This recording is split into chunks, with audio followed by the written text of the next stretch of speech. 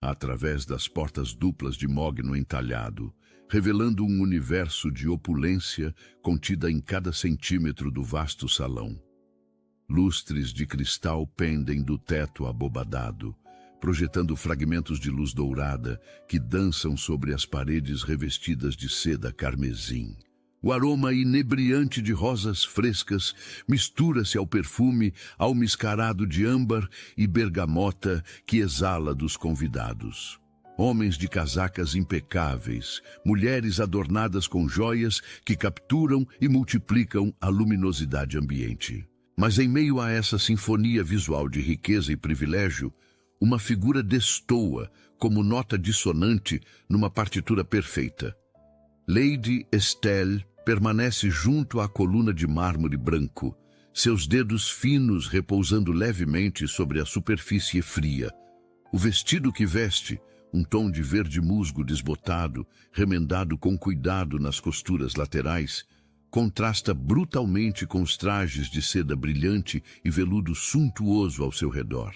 Os cabelos castanhos estão presos num coque simples, sem os ornamentos de pérolas ou as plumas exóticas que adornam as damas da alta sociedade.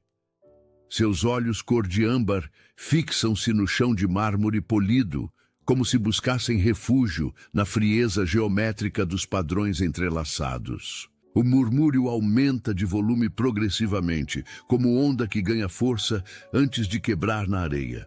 Estelle reconhece o padrão. Já vivenciou essa coreografia cruel inúmeras vezes nos últimos 3 anos. Primeiro, vêm os olhares laterais, depois, os sussurros mal disfarçados, finalmente a zombaria aberta. Observem a viúva pobre. Como ousa aparecer aqui vestida desse modo lamentável? Esse tecido está tão gasto que posso ver a trama desfazendo-se nas costuras. Dizem que ela mesma tingiu o vestido. Imaginem, uma dama tingindo os próprios trajes como lavadeira comum, que mácula a memória de seu falecido marido. É um insulto à memória desta celebração. Sua presença aqui é tolerada apenas por piedade cristã. O conde Ashford deve ter perdido o juízo ao incluí-la na lista de convidados. Pobrezinha. Ouvi dizer que trabalha como governanta na propriedade Ashford. Deve ter implorado pelo convite. Como alguém pode cair tão baixo? Cada palavra penetra a armadura invisível que Estelle construiu ao redor de si mesma. Sente como se fossem espinhos invisíveis perfurando camadas de dignidade cuidadosamente preservada. Suas mãos apertam-se numa leve contração involuntária, unhas pressionando contra as palmas num esforço para manter compostura. O impulso de fugir é quase irresistível, mas fugir seria admitir derrota, confirmar todas as coisas terríveis que pensam sobre ela. A humilhação não é novidade. Faz parte de seu cotidiano desde aquele dia terrível, 3 anos atrás, quando seu falecido esposo, Charles Beaumont, sucumbiu à febre tifoide, deixando-a apenas com dívidas esmagadoras e o estigma social da pobreza. Desde então, cada dia tem sido exercício de sobrevivência, não apenas física, mas emocional e espiritual. Ela respira fundo, forçando o ar para pulmões contraídos. O aroma do ambiente a sufoca, perfumes caros demais, flores exóticas demais, tudo excessivo de maneira que enfatiza sua própria falta. Até o cheiro de cera de abelha derretida das velas parece acusá-la de não pertencer ali. Mas há algo diferente naquela noite, uma sensação prickling na nuca, como se olhos invisíveis a observassem com intensidade diferente da zombaria habitual. Mas algo naquela noite é diferente. Seus olhos erguem-se lentamente, encontrando, através da multidão de rostos indiferentes, um par de íris de um azul profundo, quase glacial, que a observa com intensidade desconcertante. A câmera gira em movimento circular lento, revelando a figura imponente que domina o lado oposto do salão. O Duque de Hawthorne ergue-se como uma estátua de mármore vivo, ombros largos, enfatizados pela casaca preta de corte impecável, cabelos negros como asa de corvo, penteados para trás com rigor aristocrático, mandíbula angulosa que transmite autoridade silenciosa. Sua presença é magnética e ameaçadora ao mesmo tempo. Dizem que nenhum homem ou mulher sustenta o olhar do Duque por mais de 3 segundos sem sentir o peso esmagador de sua fidalguia. Sua reputação precede-o como trovão precede a tempestade. Severo nos negócios, implacável com traidores, reverenciado pelos aliados e temido pelos adversários. Viúvo há 5 anos, desde que perdeu sua esposa num parto malfadado, ele se fechou para o mundo como fortaleza sitiada. E, no entanto, naquele instante preciso, seus olhos azuis gelo fixam-se em Lady Estelle com uma intensidade que desafia qualquer explicação racional. O salão parece perceber a mudança no ar. Conversas diminuem de volume. Taças permanecem suspensas a meio caminho dos lábios. Todos sentem instintivamente que algo extraordinário está prestes a ocorrer. O Duque avança. Seus passos ecoam no silêncio crescente. Som ritmado de botas de couro fino sobre mármore polido. Cada movimento é medido, deliberado, carregado de propósito inegável. A multidão abre-se diante dele como o mar diante de Moisés, deixando um corredor direto até a coluna, onde Estelle permanece imóvel, coração acelerado, respiração presa na garganta. Quando ele finalmente para diante dela, a diferença de estatura é evidente. Ele se ergue como torre, ela permanece delicada como porcelana frágil. Mas seus olhos encontram-se num nível de igualdade que transcende qualquer hierarquia social. Esta dama merece respeito, não troça. O silêncio que se segue é absoluto. Nem mesmo o crepitar das velas ousa perturbá-lo. Então, num gesto que choca cada pessoa presente até o âmago, o Duque de Hawthorne estende o braço para Lady Estelle. Não é um convite casual, é uma declaração pública, um posicionamento político, uma reivindicação territorial que ninguém ousaria desafiar. Estelle hesita por apenas 1 segundo. Seus dedos tremem levemente quando tocam o tecido da manga dele. E quando ela coloca a mão sobre o braço oferecido, sente uma corrente elétrica percorrer seu corpo inteiro. Não de medo, mas de algo muito mais perigoso e inebriante. Dignidade. A tela escurece momentaneamente, depois se ilumina com tons sépia que indicam memória dolorosa ressurgindo. Vemos uma Estelle mais jovem, 22 anos, rosto ainda suave sem as linhas de preocupação que viriam a marcá-lo, vestida de luto rigoroso que parece engoli-la inteira. O vestido preto é emprestado, largo demais nos ombros, curto demais nos tornozelos. Ela está parada diante de um caixão simples de madeira de pinho, sem ornamentos, sem flores, exceto um ramalhete murchado de violetas que ela mesma colheu no jardim. Chuva bate implacável nas janelas da pequena capela. O som é rítmico, hipnótico, como marcha fúnebre tocada por dedos invisíveis. Gotas escorrem pelo vidro embaçado, distorcendo a vista do cemitério lá fora, onde uma cova rasa já foi cavada, esperando. Apenas 3 pessoas comparecem ao funeral de Charles Beaumont. Ela, o vigário de expressão cansada que já conduziu serviços demais para pobres esquecidos, e um agiota de semblante impassível que veio não para prestar respeitos, mas para certificar-se de que o devedor estava genuinamente morto e não apenas fingindo para escapar do pagamento. 3 anos atrás, quando o coração de Estelle ainda pulsava com esperanças ingênuas de amor verdadeiro e segurança doméstica, o destino lhe arrancou tudo com crueldade metódica, sistemática, quase personalizada em sua malícia.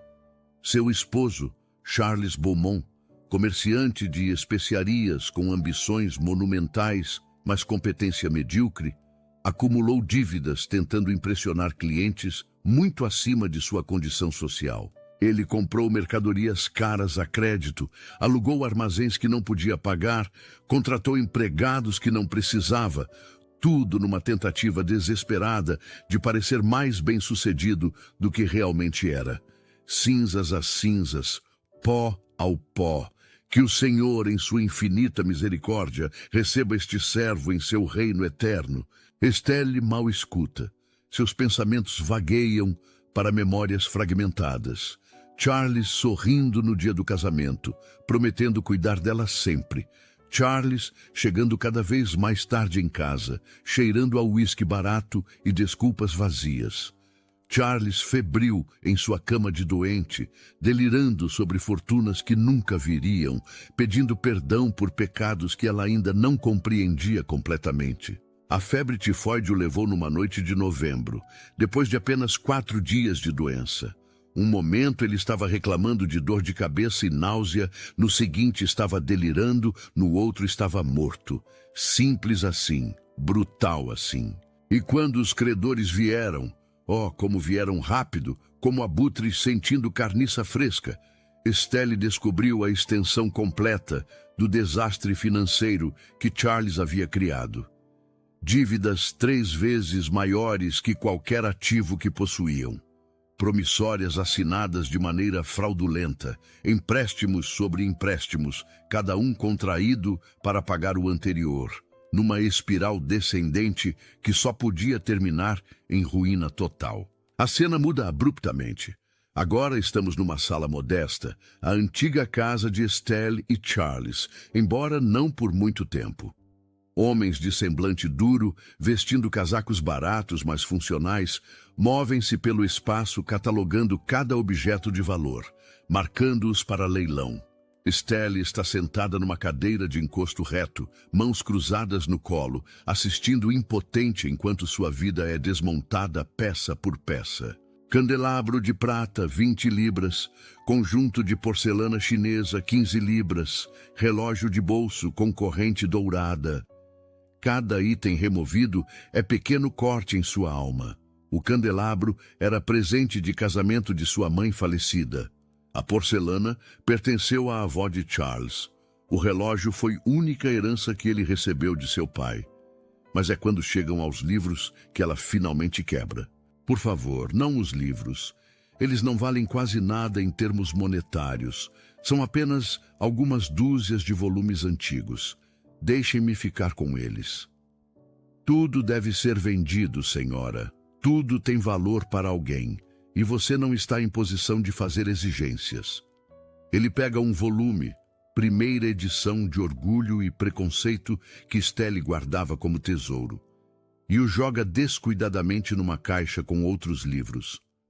O som do impacto faz Estelle estremecer, como se fosse seu próprio corpo sendo lançado. A senhora tem 2 opções, Lady Beaumont.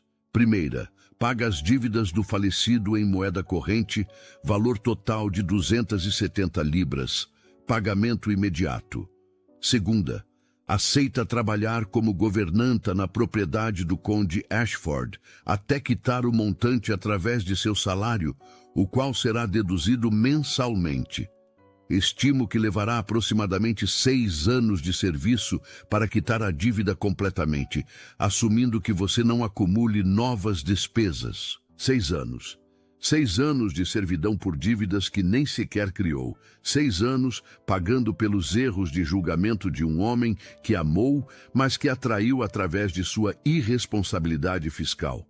Estelle ergue o queixo com dignidade frágil, mas real, recusando-se a permitir que esses homens vejam lágrimas. Trabalharei. Excelente. Começará na segunda-feira. Minha assistente lhe dará os detalhes. Os meses que se seguem são mostrados em montagem rápida, mas impactante. Estelle acordando antes do amanhecer, quando estrelas ainda brilham no céu escuro, acendendo lareiras, preparando café da manhã para a família que nunca agradece. Suas mãos, antes suaves e cuidadas, tornam-se calejadas de lavar roupas em água gelada, de esfregar pisos de pedra até que joelhos doam, de carregar baldes pesados de água. Suas costas desenvolvem dor constante de curvar-se sobre tinas de lavagem. Seus dedos ficam feridos de costurar remendos até tarde da noite sob luz fraca de vela que machuca os olhos. E por sobre tudo isso, a governanta-chefe, Sra. Grimshaw, mulher amarga de meia-idade, cujo único prazer na vida parece ser tornar a existência de Estelle o mais miserável possível. Chama isso de limpo. Posso ver resíduos nas bordas. Lave novamente, e novamente depois disso, se necessário. Entendeu? Sim, senhora.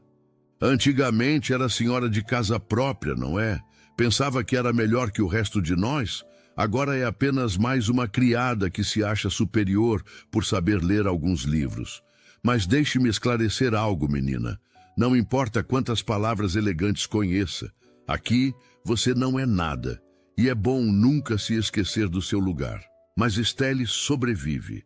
Mais que isso, ela se recusa a permitir que circunstâncias destruam sua essência. À noite, quando todas dormem, ela rouba momentos para ler à luz de tocos de vela que consegue salvar. Livros que empresta da biblioteca do conde, lidos, escondida em seu pequeno quarto no sótão. Ela encontra beleza em pequenas coisas. Na primeira flor silvestre que aparece entre pedras do jardim na primavera, no canto de um pássaro ao amanhecer, no sorriso raro de criança pequena, quando ela conta histórias durante breves intervalos de trabalho. Ela preserva algo precioso dentro de si, sua dignidade interior, sua capacidade de ver bondade mesmo quando rodeada de crueldade, sua esperança teimosa de que vida pode eventualmente melhorar. Até que chegam as notícias sobre o baile. Estelle está de joelhos esfregando o chão de pedra da cozinha quando a Sra. Grimshaw entra com expressão peculiar. Algo entre divertimento malicioso e curiosidade cruel. Levante-se, menina. O conde deseja falar com você. E limpe-se primeiro. Você está coberta de sujeira. Estelle se levanta com esforço, joelhos protestando, após horas na mesma posição. Lava as mãos rapidamente numa bacia, seca-as no avental, remove o lenço que cobre seus cabelos. Segue a governanta pelos corredores até o escritório do conde, lugar onde criados normalmente só entram quando estão sendo dispensados ou punidos. O conde Ashford é homem de 60 anos, cabelos grisalhos, barriga pronunciada de quem aprecia boa mesa. Não é cruel por natureza, apenas indiferente. Para ele, pessoas como Estelle são peças num tabuleiro social, úteis enquanto servem seu propósito. Ah, sim, a viúva Beaumont, tenho notícia para você. Estelle espera em silêncio respeitoso, mãos cruzadas à frente do corpo. Estarei organizando baile em 2 semanas. Grande evento, convidados importantes da sociedade londrina. E decidi, em espírito de caridade cristã, incluir você na lista de convidados. Como convidada, não criada. Considera isso recompensa por seus 3 anos de serviço leal. O coração de Estelle se contrai. Ela entende imediatamente o que isso realmente significa.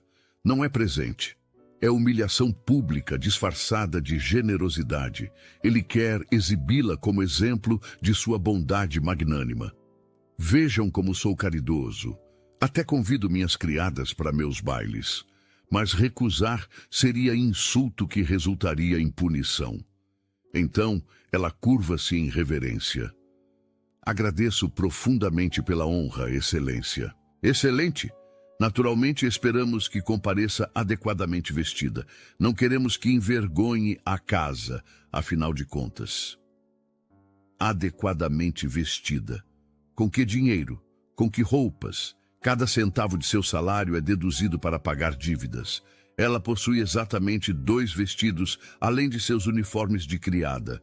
Ambos remendados múltiplas vezes, ambos desatualizados em estilo, ambos obviamente pobres. Mas ela apenas curva-se novamente e se retira. Nas 2 semanas seguintes, Estelle trabalha em segredo durante suas escassas horas de folga. Ela pega um de seus vestidos, verde musgo desbotado que já foi bonito há anos, e meticulosamente o reforma. Desmancha costuras, corta tecido danificado, costura novamente com pontos minúsculos. Usa pedaço de renda salvado de um lençol descartado para adicionar pequeno detalhe no colarinho. Tinge o tecido novamente usando casca de nozes fervidas para tentar restaurar alguma cor. Leva horas. Seus dedos sangram de tanto trabalhar com agulha sob luz fraca.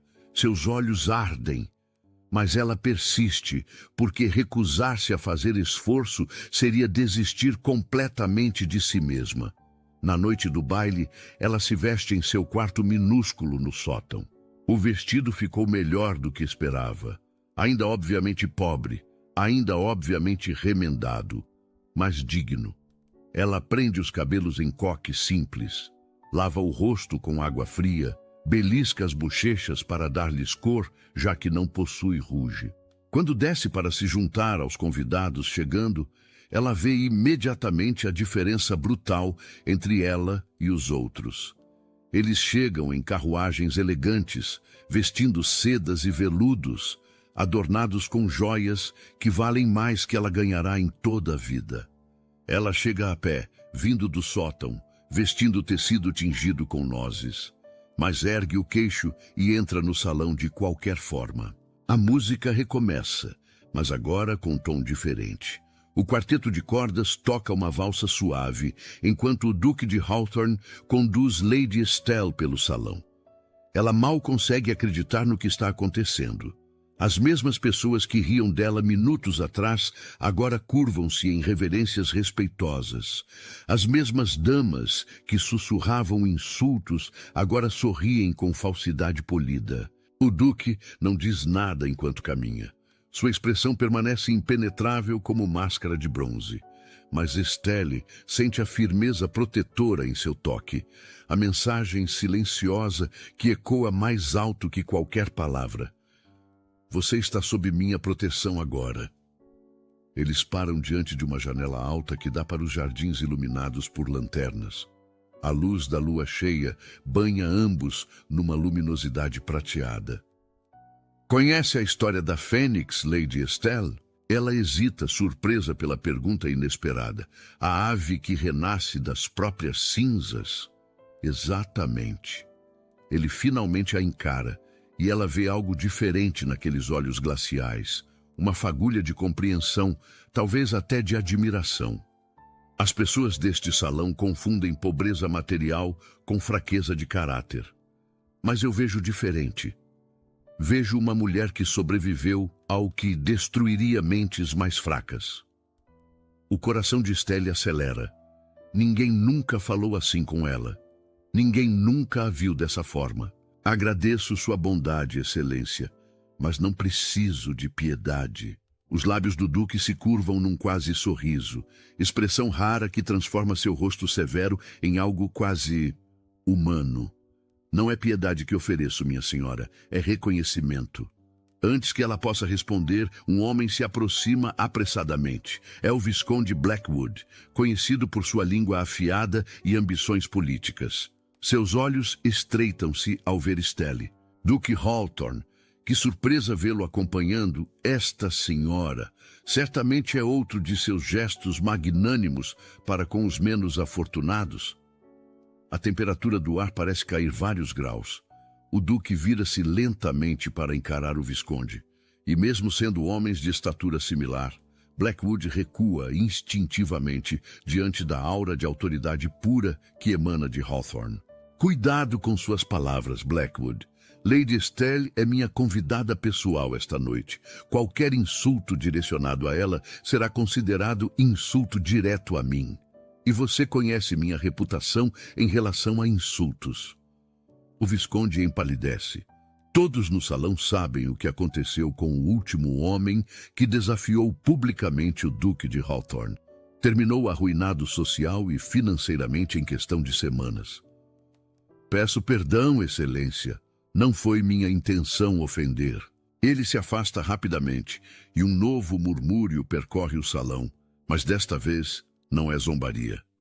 É especulação excitada, misturada com inveja e curiosidade voraz.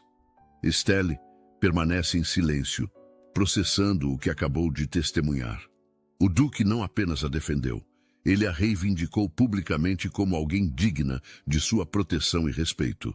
3 dias após o baile, uma carruagem com o brasão dos Hawthorne para diante da modesta residência onde Estelle mora, um quarto alugado acima de uma chapelaria.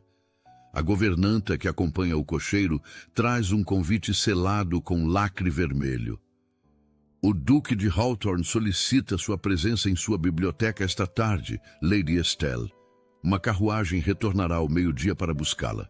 Estelle lê o convite 3 vezes, sem acreditar nas palavras formais, mas inequívocas, escritas em caligrafia elegante.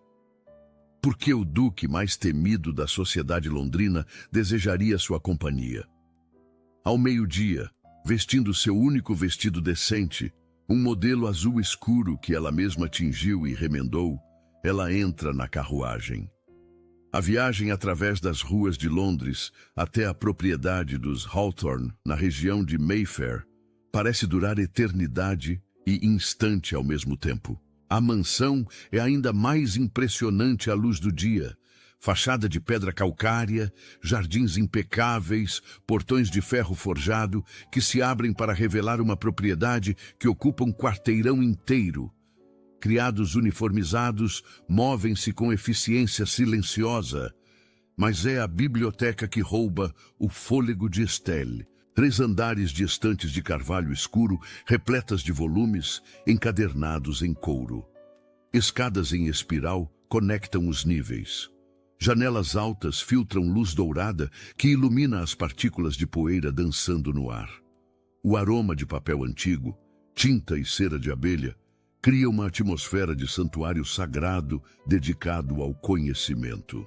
O duque está de pé junto à lareira, ainda vestido formalmente, apesar de estar em sua própria casa. Quando ela entra, ele se vira e algo em sua expressão se suaviza. Mudança quase imperceptível, mas real. Lady Estelle, agradeço por aceitar meu convite.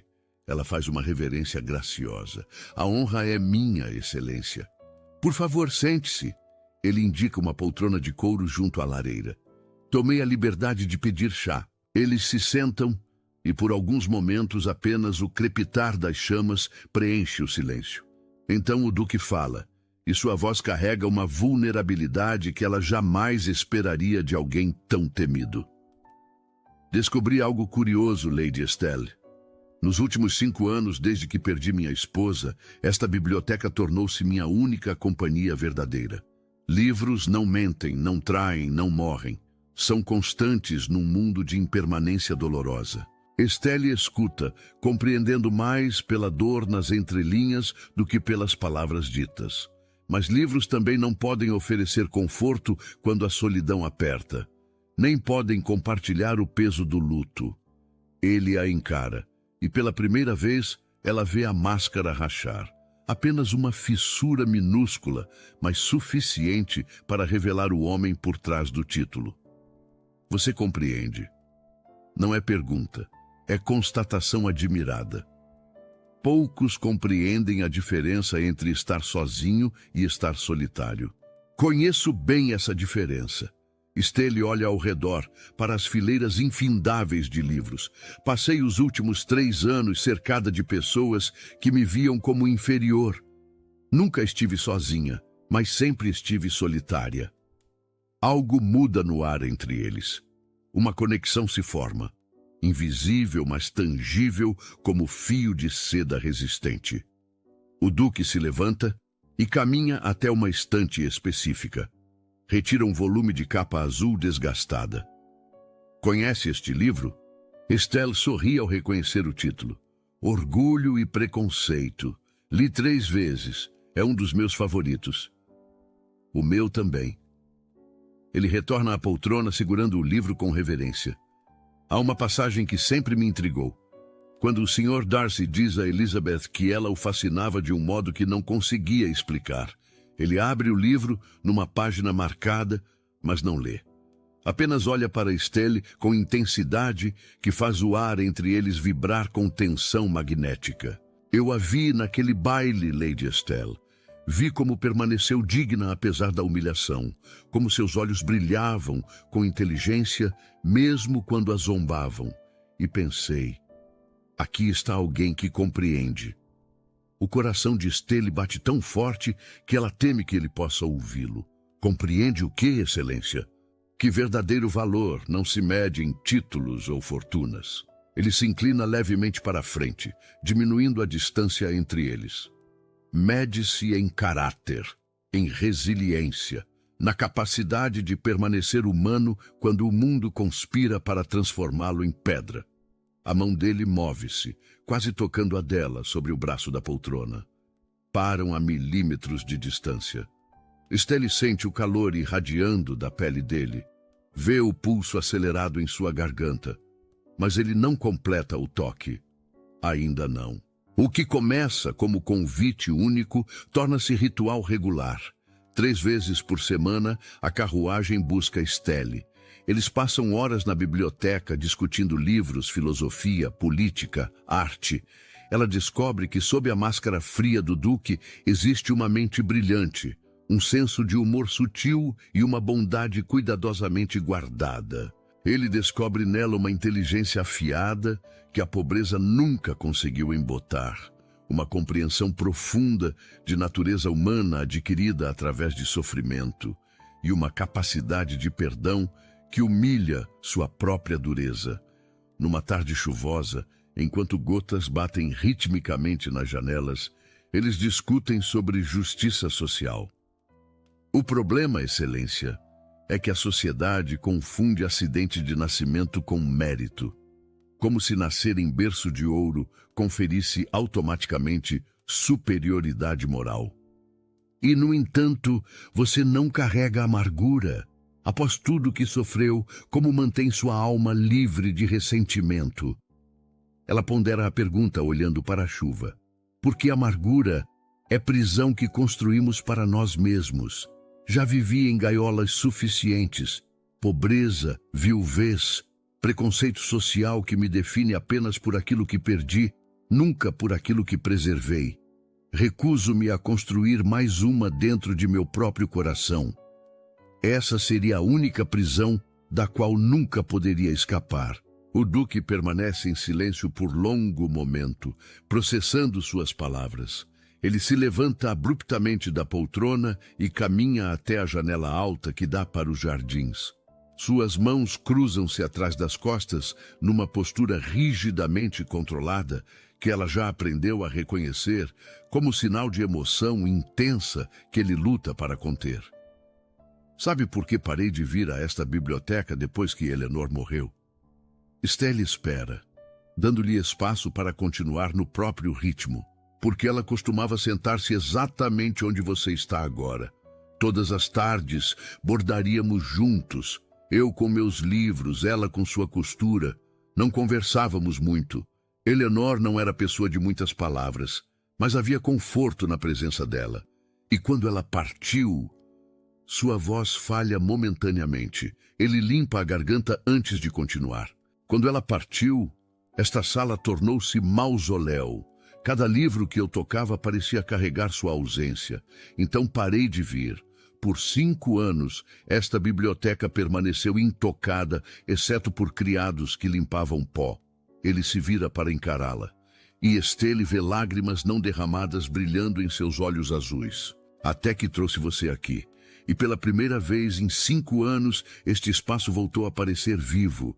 Não porque você a substitui, ninguém poderia, mas porque você trouxe algo novo, algo que eu não sabia que precisava. O quê? Esperança. A palavra sai como confissão arrancada. Esperança de que vida pode continuar, de que coração pode cicatrizar sem esquecer, de que é possível honrar memória dos mortos sem morrer com eles. Estelle sente lágrimas próprias ameaçando cair. Ela se levanta, aproximando-se dele com passos lentos, dando-lhe oportunidade de recuar se desejar. Mas ele não recua. Eleanor foi sortuda em ser amada assim, tão profundamente que sua ausência ainda dói 5 anos depois. mas saiba que amar novamente não diminui o que você sentiu por ela.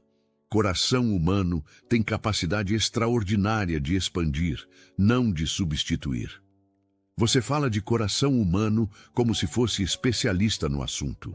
Sou especialista em perda, Alexander, e aprendi que luto é preço que pagamos por amor. Quanto maior o amor, maior o luto. Mas isso não significa que devemos evitar amar novamente por medo da perda futura. Significa apenas que devemos valorizar cada momento enquanto o temos. O silêncio que se segue é carregado de emoção palpável. A distância entre eles, apenas braço estendido, parece ao mesmo tempo vasta como o oceano e estreita como fio de cabelo. Você é extraordinária, Estelle. É a primeira vez que ele usa seu nome sem título. A intimidade do gesto atinge-a como onda quente. E você, Alexander, é muito mais bondoso do que permite o mundo ver. Usar o primeiro nome dele é ousadia que ela mal acredita ter coragem de cometer. Mas ele não se ofende. Ao contrário, seu olhar se intensifica, pupilas dilatando levemente. Com você, não preciso ser o duque impiedoso. Posso ser apenas homem. Ele se levanta abruptamente, como se a intensidade da emoção fosse demais para suportar sentado. Caminha até a janela, mãos cruzadas atrás das costas, numa postura rigidamente controlada. Minha esposa, Eleanor, ela era doce, gentil, tudo que a sociedade espera de uma duquesa, mas nunca me desafiou intelectualmente, nunca questionou minhas opiniões ou ofereceu perspectivas que eu não havia considerado. Ele finalmente se vira, olhos azuis brilhando com vulnerabilidade nua. Você faz ambos, e isso me aterroriza, Estelle, porque significa que estou desenvolvendo sentimentos que jurei nunca mais permitir. O ar entre eles pulsa com tensão erótica contida, não física, mas emocional, mais potente que qualquer toque. Estelle se levanta devagar, aproximando-se dele com passos medidos. Para a poucos centímetros de distância, perto o suficiente para sentir o calor de seu corpo, longe o suficiente para manter propriedade. Sentimentos não são fraqueza, Alexander. São prova de que ainda estamos vivos. As mãos dele se fecham em punhos ao lado do corpo, como se fisicamente impedindo-se de tocá-la. Se eu tocar você agora, Estelle, não haverá retorno. Você compreende isso? Compreendo. Ela ergue a mão lentamente, permitindo que ele veja cada movimento, dando-lhe tempo para recuar se desejar. Seus dedos pousam levemente sobre o peito dele, sentindo o coração disparado sob o tecido da camisa. E não temo o futuro, quando o presente oferece algo tão precioso quanto verdade. Por um momento infinito, eles permanecem assim, suspensos no limiar entre amizade e algo mais profundo, mais perigoso, mais inevitável. Então um trovão estala no céu, quebrando o feitiço. Alexander recua um passo, respiração controlada com esforço visível. Você deveria voltar para casa antes que a tempestade piore. Pedirei que preparem a carruagem. Não é rejeição, é proteção. Dela, dele, de ambos. Estelle compreende e respeita isso.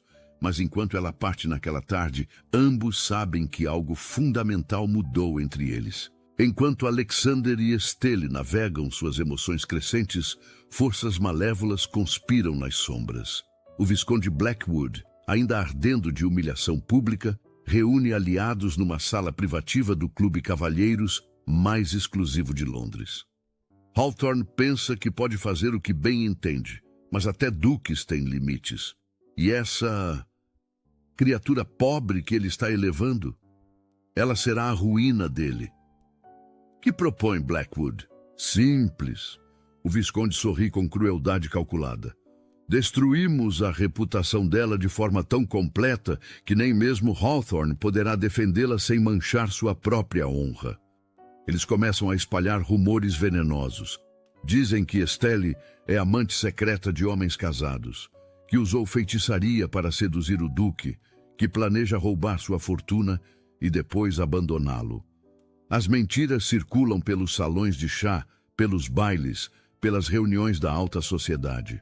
No início são apenas sussurros, mas sussurros têm poder próprio em sociedade onde reputação vale mais que verdade. Estelle descobre os rumores através de uma carta anônima deixada em sua porta. As palavras são cruéis, acusações tão absurdas que inicialmente ela ri da ridiculez, mas então percebe a seriedade da situação. Ela vai imediatamente à mansão Hawthorne, sem ser convidada, pela primeira vez. Alexander está em sua biblioteca, mas não lendo.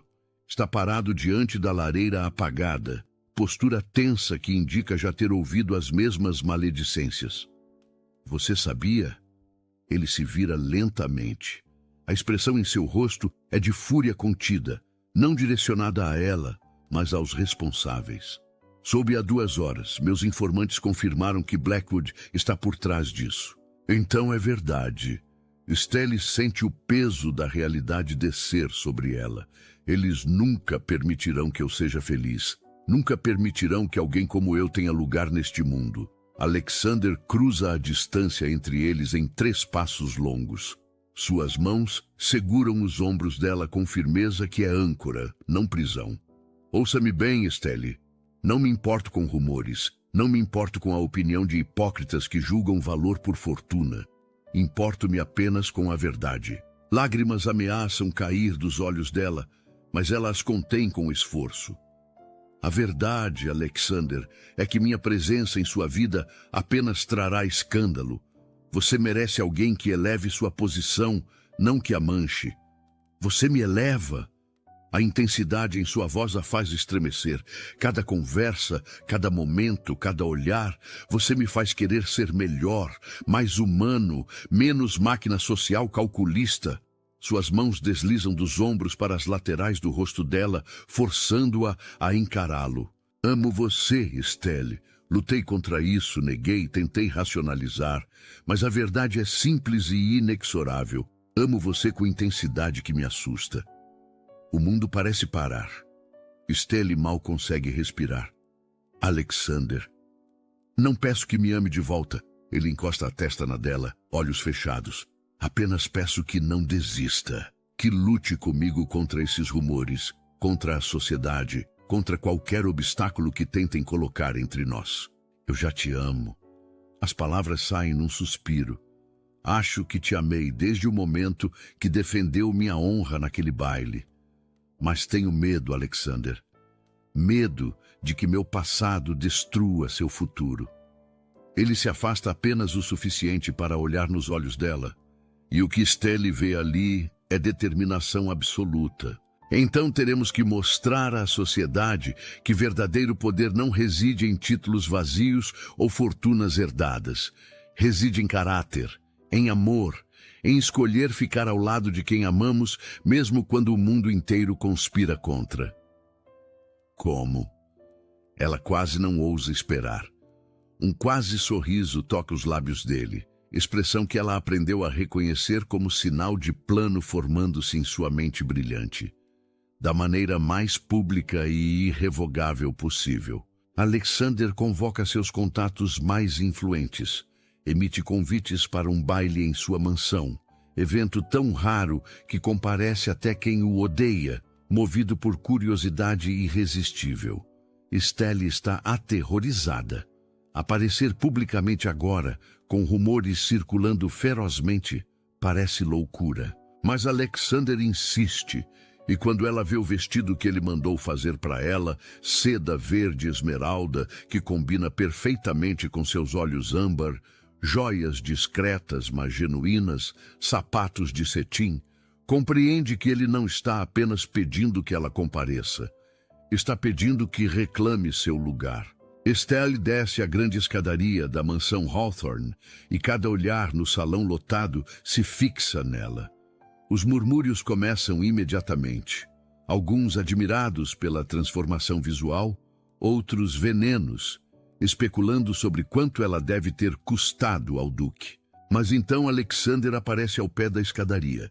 Está impecável em casaca negra, que realça seus ombros largos, colete prateado bordado com fios de seda, gravata perfeitamente amarrada. Mas é a expressão em seu rosto que silencia o salão. Mistura de orgulho, possessividade e amor tão óbvio que ninguém pode fingir não ver. Ele estende a mão para ela. Ela a aceita. Eles caminham juntos até o centro do salão, onde uma plataforma baixa foi erigida especificamente para este momento. Alexander levanta a mão, pedindo silêncio. Não precisa. Todos já estão mudos de antecipação. Senhoras e senhores, reuni vocês hoje para testemunhar declaração de suma importância. Ele se vira para Estelle, tomando ambas suas mãos nas dele. Há semanas, rumores vis circulam sobre esta mulher extraordinária ao meu lado. Dizem que ela me seduziu por ganância, que ela é oportunista sem escrúpulos, que sua presença em minha vida é vergonha a ser escondida. O salão prende a respiração coletiva, mas eu estou aqui diante de todos vocês para declarar a verdade. Lady Estelle não me seduziu, eu a persegui. Ela não busca minha fortuna, ela enriquece minha vida com sabedoria, bondade e coragem que envergonham qualquer um presente aqui, inclusive eu mesmo. Lágrimas rolam livremente pelo rosto de Estelle agora, mas ela sorri através delas. E quanto à vergonha, ele sorri, olhar desafiador varrendo o salão. A única vergonha que sinto é ter demorado tanto para reconhecer publicamente o que meu coração já sabia. Que esta mulher, esta viúva que a sociedade desprezou e tentou destruir, é mais nobre que qualquer pessoa de título que conheço. Ele se ajoelha, gesto que choca até os mais cínicos presentes. Um duque jamais se ajoelha diante de ninguém, exceto a realeza. Mas Alexander se ajoelha diante de Estelle. Remove do bolso uma pequena caixa de veludo, abre-a, revelando anel de ouro branco com esmeralda central rodeada de diamantes, não ostensivo, mas inegavelmente valioso. Estelle Beaumont, você me ensinou a viver novamente, a sentir novamente, a esperar novamente. Fará de mim o homem mais honrado de toda a Inglaterra, aceitando tornar-se minha esposa? O silêncio é absoluto. Até as velas parecem parar de tremer. Estelle olha para o homem ajoelhado à sua frente, este duque temido que escolheu vulnerabilidade pública por ela, e sente seu coração transbordar com emoção tão intensa que mal consegue falar. Sim, 1000 vezes sim. O salão explode em aplausos, alguns genuínos, outros mecânicos, mas todos reconhecendo o poder do momento. Alexander se levanta, coloca o anel em seu dedo e, pela primeira vez desde que enviuvou 5 anos atrás, permite-se beijar publicamente. O beijo eterno, respeitoso, mas carregado de promessa. Quando eles se separam, ambos sorriem, expressão de alegria pura que ninguém jamais viu no rosto severo do Duque de Hawthorne. Mas nem todos celebram. Do fundo do salão, o Visconde Blackwood avança com expressão de fúria mal contida. Isso é absurdo. Hawthorne, você está deixando paixão cegá-lo para a realidade. Esta mulher é... Cuidado!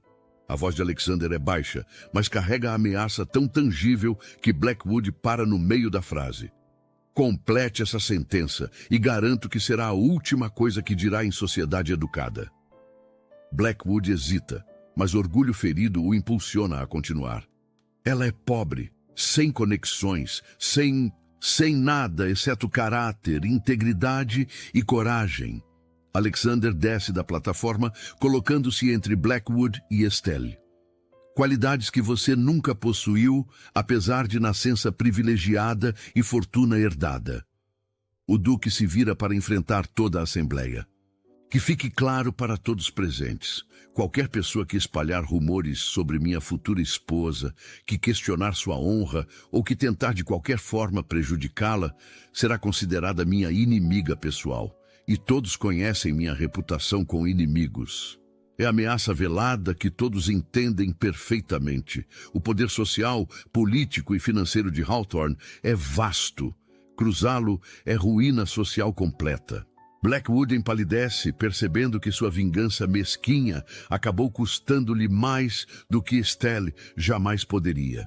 Ele se retira rapidamente, e com ele vão seus aliados conspiradores. O resto da noite é triunfo. Pessoas que antes viravam o rosto para Estelle agora competem para cumprimentá-la. Damas que sussurravam venenos agora oferecem convites para chá. A sociedade, sempre pragmática, reconhece nova realidade. Estelle Beaumont será a próxima duquesa de Hawthorne, e opor-se a ela é opor-se a um dos homens mais poderosos da Inglaterra. A luz dourada do sol poente filtra através das janelas altas, banhando a biblioteca em tons de âmbar e mel. Estelle, agora duquesa de Hawthorne, está sentada em sua poltrona favorita, um livro aberto no colo, mas seus olhos não estão nas páginas.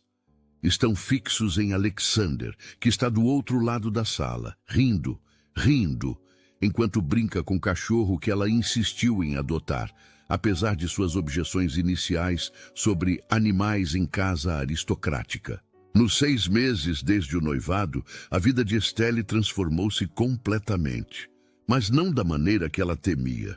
Não se tornou boneca ornamental em gaiola dourada. Tornou-se parceira verdadeira.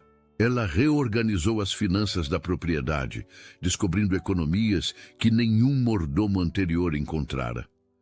Estabeleceu escola para crianças pobres nas terras dos Hawthorne, usando sua própria experiência de privação para ensinar com compaixão genuína. Transformou parte dos jardins em horta comunitária, onde famílias necessitadas podem cultivar alimento. E Alexander, ele a apoiou em cada passo. Mais que isso, ele floresceu sob influência dela. A máscara de dureza permanece quando necessária para negócios e política, mas em casa ele é homem diferente. Ri mais, fala mais, vive mais. No que está pensando com esse olhar contemplativo? Estelle sorri. Estava pensando em como a vida é surpreendente. Há 1 ano, eu era criada humilhada em baile. Hoje sou sua esposa, sentada em biblioteca que antes só podia sonhar em possuir. Ele caminha até ela, ajoelhando-se ao lado da poltrona, posição que se tornou favorita dele quando conversam intimamente. Não. Sua mão cobre a dela.